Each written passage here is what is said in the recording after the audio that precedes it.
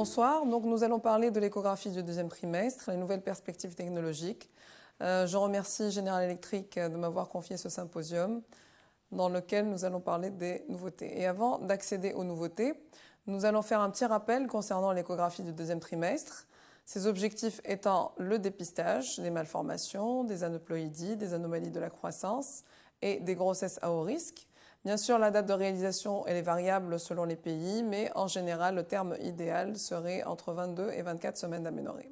Il ne faut pas oublier qu'il s'agit d'un acte médical qui engage la responsabilité médico-légale de celui qui le pratique. Alors, en Tunisie, nous n'avons pas de recommandations nationales. En général, nous nous basons sur soit les recommandations françaises du comité technique d'échographie de dépistage prénatal français ou sur les recommandations internationales de l'International Society of Ultrasound in Obstetrics and Gynecology. Donc, il y a ces guidelines qui sont disponibles online gratuitement et qu'on peut suivre concernant aussi bien le dépistage du premier, du deuxième trimestre, de l'échographie du système nerveux central et des échographies plus spécialisées. Alors, concernant les recommandations, l'examen du fœtus devrait être systématique et idéalement devrait suivre une checklist. Donc, on peut commencer soit par l'examen de la tête, par la suite les membres, l'abdomen, le thorax, le rachis. Il faudrait adopter une certaine séquence pour ne pas oublier. Et vous savez très bien qu'une fois qu'on fait ça, ce n'est pas toujours évident parce que parfois on a tendance à oublier.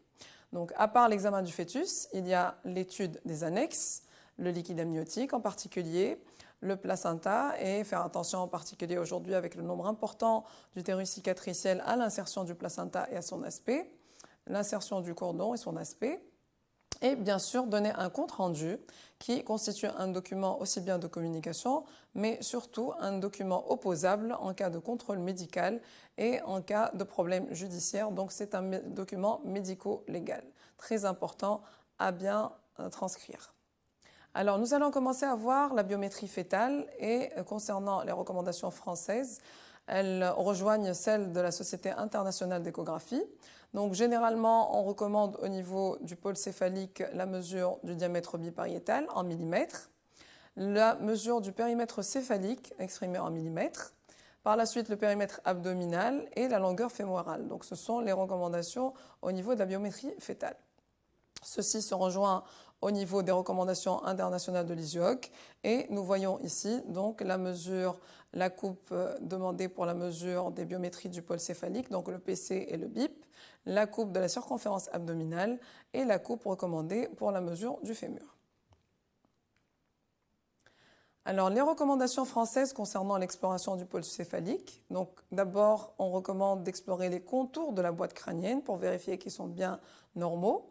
L'aspect des ventricules latéraux, l'aspect de la ligne médiane, le cavum, le septum pellucidum, l'aspect de la fosse postérieure et du cervelet. Si on reprend les recommandations de la Société internationale d'échographie, donc on a plus de précision, on nous demande de faire un plan transthalamique, comme ici, un plan transventriculaire, donc il va passer par les ventricules latéraux et qui va permettre la mesure de ces ventricules, et un plan transcérébral, transcérébelleux, donc qui va passer par le cervelet et qui va nous permettre sa mesure. Et donc vous voyez ici les correspondances des coupes qui sont demandées. Donc il va falloir que l'échographiste change la position de son bras pour pouvoir faire ces coupes. Alors, on insiste aussi dans ces recommandations sur l'importance du réglage du gain de l'appareil parce que, vous allez voir ici, regardez, si on ne règle pas bien son gain, on peut prendre à tort cette partie-là comme faisant partie du ventricule latéral et donc accroître la mesure faussement, bien sûr, du ventricule latéral, alors que si on règle bien sa machine, eh ben, on va bien pouvoir mesurer le ventricule latéral et ne pas se tromper. Dans les recommandations de l'ISUOC, vous avez vraiment tous les détails. Donc, vous voyez ici, même la technique de mesure, la pose des calipers, donc la largeur des carrefours ventriculaires, et ça vous rappelle la mesure de la clarté nucale, donc le on-to-on de la clarté nucale, ce qui est très important parce que ça va éviter de donner des mesures fausses au niveau du ventricule latéral. Alors, concernant le diamètre bipariétal, juste une remarque, donc faites attention, aujourd'hui on ne peut plus se baser que sur la mesure du BIP. il faut obligatoirement associer le périmètre crânien, bien sûr, parce qu'on peut avoir des dolicocéphalies, donc des têtes allongées, ou des brachycéphalies, des têtes plus rondes, et on peut avoir des bips qui ne sont pas nécessairement entre le 10e et le 90e percentile, par contre un périmètre crânien normal. Donc n'oubliez pas de faire le périmètre crânien. Alors, concernant les mesures du cervelet, donc il faut savoir que la mesure du cervelet est corrélée à l'âge fœtal entre 18 et 24 semaines d'aménorrhée. Donc, cette mesure, on la rappelle, elle est ici. C'est un marqueur de l'âge gestationnel et qui ne sera pas altéré dans les retards de croissance intra-utérin. Il peut avoir un intérêt dans les cas où on n'a pas de terme précis et on suspecte un retard de croissance intra-utérin. Alors, autre chose, la ligne médiane, là, comme vous voyez ici, la faute du cerveau. Et donc, il faut bien faire ces coupes pour pouvoir y arriver. La ligne médiane, bien sûr, le corps calleux, et on rappelle donc cet aspect sur la coupe sagittale du corps calleux. Tout le monde sait bien que ce n'est pas toujours évident à avoir. Et aujourd'hui, grâce aux acquisitions 3D, on peut avoir ces mesures-là juste en un clic sur déjà des machines qui font du 3D. Alors, bien sûr, les autres recommandations, le thorax, l'aspect des poumons, la position du cœur, les 4 cavités cardiaques, l'équilibre des cavités, l'aspect et la position des gros vaisseaux. Et là, rapidement, les techniques de balayage du cœur fœtal. Donc, il y a plusieurs techniques qui sont recommandées, en particulier par les UOG. Et l'interprétation, donc les clichés qu'on vous demande, la coupe des 4 cavités, comme ici. Le VG aorte, comme on voit ici, donc la continuité VG aorte. Et la VD-AP. Voilà, donc le ventricule droit avec l'artère pulmonaire qui se bifurque en deux. Alors l'abdomen et le rachis, donc rapidement aussi, la position de l'estomac, l'aspect de l'intestin, l'aspect de la paroi abdominale, l'aspect et le volume de la vessie, l'aspect des reins et l'aspect du rachis. Et on voit ici aussi que grâce vraiment aux acquisitions échographiques, grâce aux acquisitions 3D, on va avoir un bel aspect de rachis qu'on va voir très très bien. Alors, au niveau des biométries, le diamètre abdominal transverse, aujourd'hui, il est délaissé au compte de la circonférence abdominale. Et donc là, on va avoir les repères. On doit voir l'estomac, la veine ombilicale avec le sinus, le rachis, une côte et la surrénale que vous voyez ici pour pouvoir parler d'une bonne coupe de circonférence abdominale. Les autres parties à explorer, bien sûr, les membres. Donc, on va regarder l'aspect général des membres, qu'il y a bien 3 segments. On va voir les membres supérieurs, les membres inférieurs. On va voir leur mobilité, le nombre d'os, la normalité de l'aspect des os. Et il faut savoir que c'est un examen aussi dynamique, donc étude dynamique et attentive.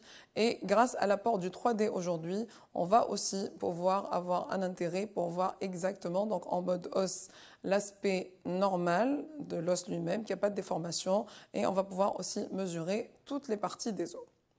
Alors finalement, vous voyez que c'est un examen qui nécessite beaucoup de concentration, qui nécessite d'avoir une checklist et de ne pas passer à côté de malformations, évidemment. Donc c'est un examen qui va demander du temps, de la concentration et avec un minimum de distraction autour. Ça va aussi dépendre de la position du fœtus, qui parfois ne veut pas se mettre dans la bonne position pour pouvoir avoir les bonnes coupes. Il va falloir adapter les réglages du système, surtout pour le Doppler. Les coupes parfois sont inaccessibles selon la position du fœtus.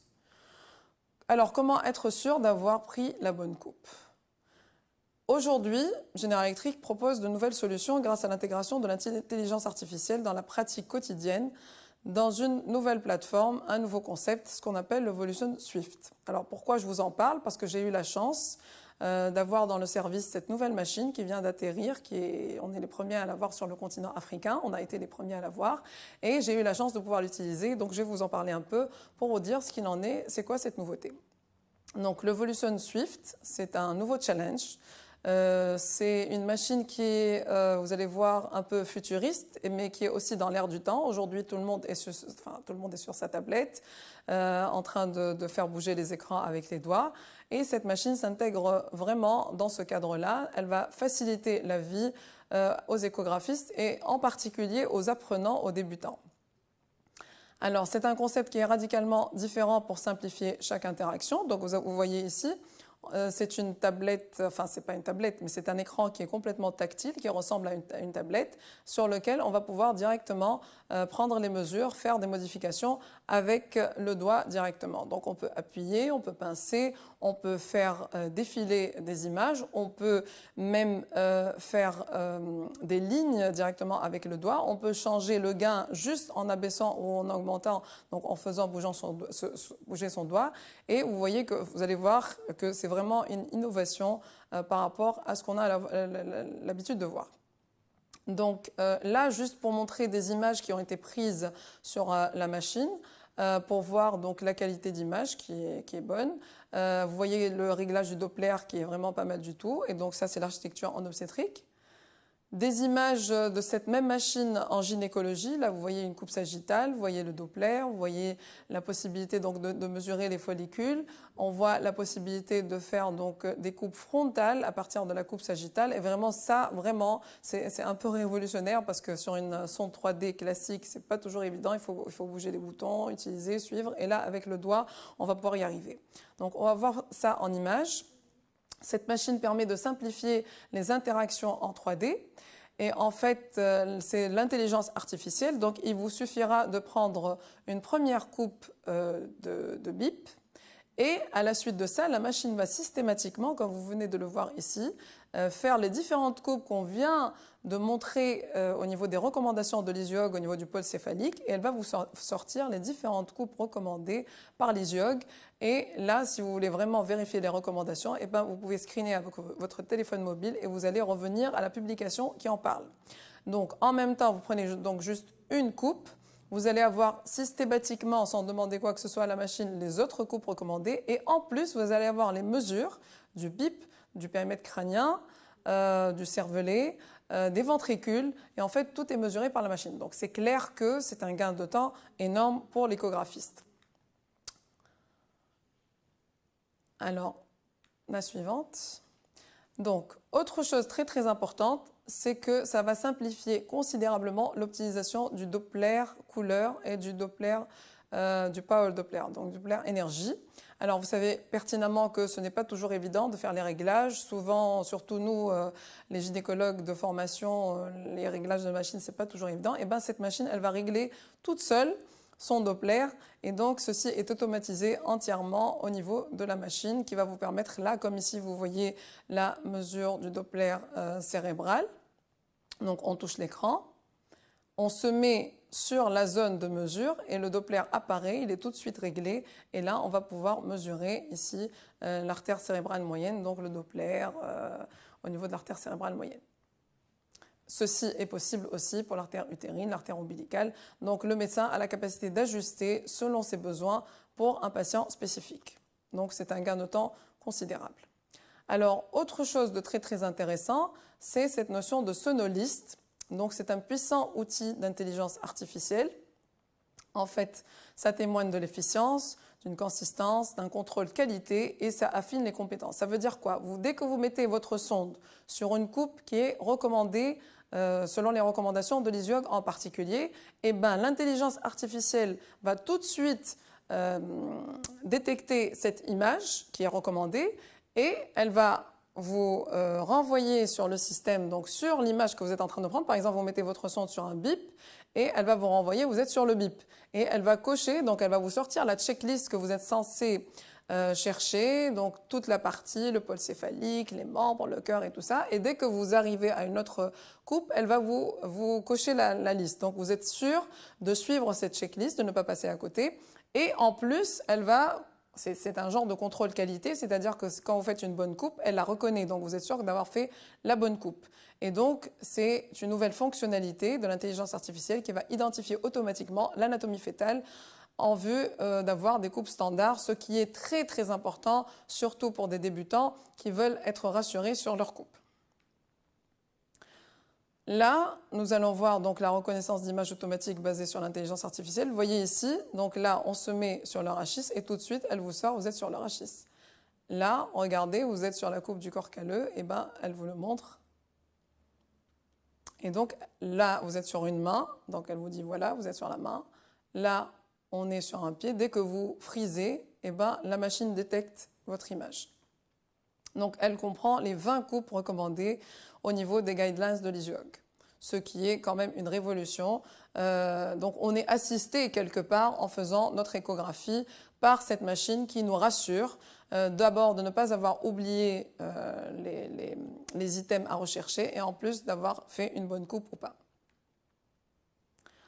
Alors, toujours dans le sonoliste, il y a autre chose d'intéressant aussi. Quand vous prenez par exemple la coupe de la circonférence abdominale, eh ben, elle va vous confirmer que vous êtes bien sur une bonne coupe puisqu'elle va vous rappeler les repères de la mesure de la bonne coupe et elle va vous dire ok, là je vois bien l'estomac, là je vois le sinus porte, là je vois la côte, donc a priori vous êtes bon. Donc en fait ça vous permet d'être sûr d'avoir une précision, une qualité et en fait c'est un outil de formation continue qui va contrôler l'opérateur lui-même, qui va lui-même s'auto-contrôler par ses propres coupes.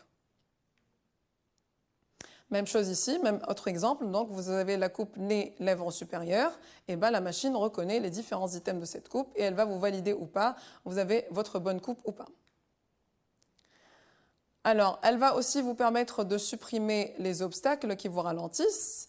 Donc, il y a beaucoup d'items intéressants. Donc là, les outils, c'est ce qu'on appelle en anglais le Sono Automation. Donc, ça va vous aider à rationaliser votre flux de travail, à réduire la complexité des examens et à augmenter la consistance. Elle vous permet de vous concentrer sur ce qui est important pour vos patients, donc, et vos patients en particulier. Alors, comme on l'a dit, donc, il y a la sonobiométrie. Donc, vous prenez juste cette coupe de bip et ou la coupe de la circonférence abdominale. Et en fait, déjà sur le pôle céphalique, elle va vous permettre de faire toutes les mesures. Donc, comme on l'a dit, le PC, le bip, le ventricule latéral, le cervelet. Après, là c'est pour le deuxième trimestre. Si vous êtes au premier trimestre, quand vous allez vouloir mesurer votre clarté nucale, eh ben, vous allez pouvoir utiliser la Sono Nuchal Translucency. Donc c'est une mesure semi-automatique de la clarté nucale. Donc juste vous allez délimiter, donc vous prenez votre cliché, vous allez délimiter la zone avec le doigt de la clarté nucale et la machine va vous ressortir la mesure de la clarté nucale. Donc c'est vraiment, ça facilite l'interaction avec la machine en fait. Ici aussi un autre exemple pour la mesure de le Sono Fetal Heart Rate, donc la fréquence cardiaque fétale. La même chose, donc dès qu'on va délimiter la zone du cœur, eh ben on appuie et on va avoir la fréquence cardiaque. Donc vous voyez que c'est vraiment, ça facilite la tâche à l'opérateur, à l'échographiste qui interagit avec sa machine, qui en même temps est autocontrôlé, donc il y a un contrôle qualité des clichés qu'on veut sortir. La qualité des images est assez bonne. Vous voyez que c'est vraiment une très bonne qualité d'image. Alors, ceci concernait l'obstétrique. Là, ça concerne aussi la gynécologie. Donc là, comme vous voyez, la mesure donc, des follicules, des diamètres des follicules, qui va vous permettre en procréation médicalement assistée de pouvoir savoir quand vous êtes en train de stimuler une patiente le nombre de follicules qui est là, est-ce qu'il y a un risque d'hyperstimulation, les dosages qu'on va continuer ou pas, qu'on va augmenter ou pas. Donc c'est le Sono AVC Follicule qui est utilisé aussi sur les autres machines General Electric. Mais là, c'est avec le doigt que vous allez pouvoir directement sur l'écran avoir ces mesures-là, donc beaucoup plus facilement. Et pour tout ce qui est gynécologie aussi, donc là, on prend la coupe sagittale avec la sonde 3D. Il suffit donc à partir de cette coupe sagittale-là de mettre le doigt sur l'écran et de tracer cette ligne au niveau de la cavité utérine, comme ceci. Et tout de suite, vous allez avoir l'image frontale en 3D qui vous montre ici l'intérieur de la cavité utérine, le myomètre, et on vérifie là, par exemple, que la cavité utérine est normale.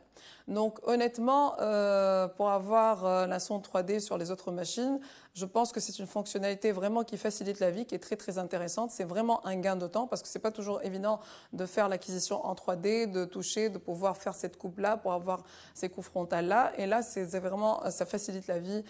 C'est très intéressant pour les gynécologues et pour ceux qui vont faire ces examens-là pour explorer la cavité utérine au préalable d'une éventuelle intervention chirurgicale.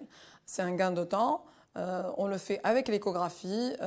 Vraiment, l'ère de l'hystérosalpingographie, peut-être, je ne sais pas, peut-être elle va disparaître. Bien sûr, ça nous permet de voir les trompes. Mais là, aujourd'hui, la cavité utérine est facilement explorable grâce à l'échographie.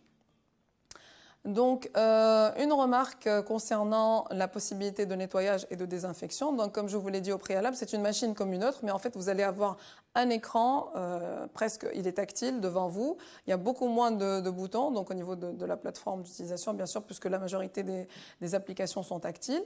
Donc, c'est assez solide. On peut adapter, on peut rester debout, être assis, on peut adapter l'angle de l'écran. Et on peut nettoyer très simplement et rapidement cette machine. Donc la désinfection, surtout par les temps qui courent, elle est assez facile. Donc il y a des touches physiques qui sont réduites au minimum et la surface est solide avec un moniteur tactile en verre. Donc voilà, moi je voulais juste faire part de l'expérience que nous avons eue grâce à l'utilisation de cette machine. Je pense que c'est très très intéressant, que vraiment c'est dans l'air du temps. Ça m'a rappelé l'utilisation classique des voitures et là les voitures automatiques donc, qui deviennent aujourd'hui une nécessité. Les tablettes, donc pour les générations qui viennent aujourd'hui, c'est vrai que moi j'en ai entendu parler, hein, il y a 3 ans de l'intelligence artificielle qui va arriver. Aujourd'hui, elle est là. Et voilà, on nous demande de faire des échographies et on nous facilite la vie pour pouvoir avancer. Donc pour les jeunes, c'est intéressant.